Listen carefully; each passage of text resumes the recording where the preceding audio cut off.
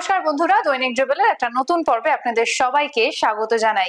আমি রূপসা। শুরু করছি আজকের পর্ব। প্রথমেই দেখে নেব আজকের হেডলাইন্স। ফুটবল এক নজরে।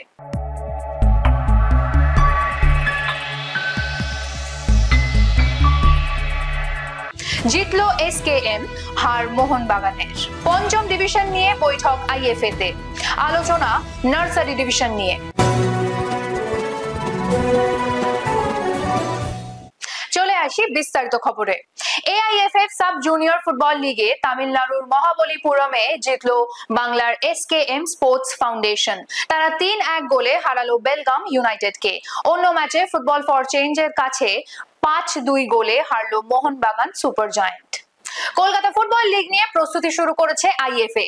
গতকাল দ্বিতীয় থেকে চতুর্থ ডিভিশন লিগ কমিটির বৈঠকের পর বুধবার পঞ্চম ডিভিশন লিগ কমিটির বৈঠক অনুষ্ঠিত হয়ে গেল। দেখেনি সেই বৈঠকের কিছু মুহূর্ত। চলে আসি পরের খবরে। পঞ্চম ডিভিশন লিগ কমিটির বৈঠকের পাশাপাশি নার্সারি ডিভিশন নিয়ে বৈঠক অনুষ্ঠিত হলো।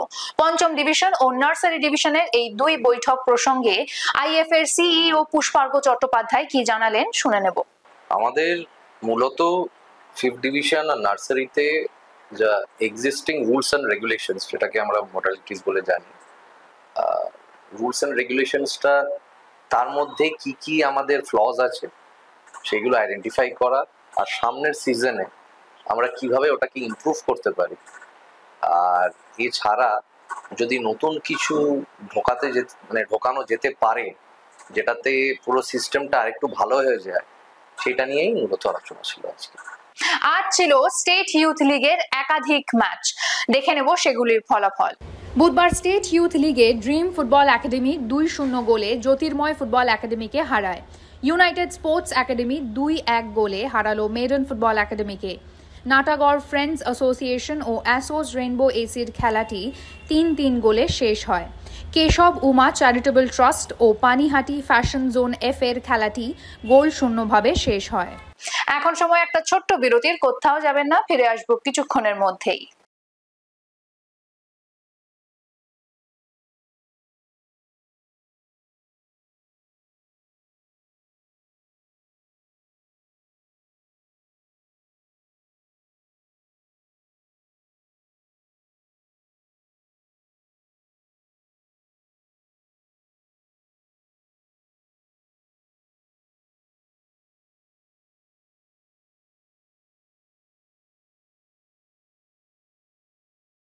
ফিরে এলাম সঙ্গে নিয়ে ফুটবল কুইজ মগজাস্ত্র। চলুন তাহলে প্রথমেই দেখে নিই গতকালের প্রশ্নের সঠিক উত্তরটি। আমাদের গতকালের প্রশ্নের সঠিক উত্তর হলো অনূর্ধ্ব 19-এর সাফ ফুটবলে পুরুষ বিভাগে শেষবার চ্যাম্পিয়ন হয়েছিল বাংলাদেশ। চলে আসি আজকের প্রশ্নে। বুধবার নার্সারি ডিভিশনের বৈঠক হয়ে গেল।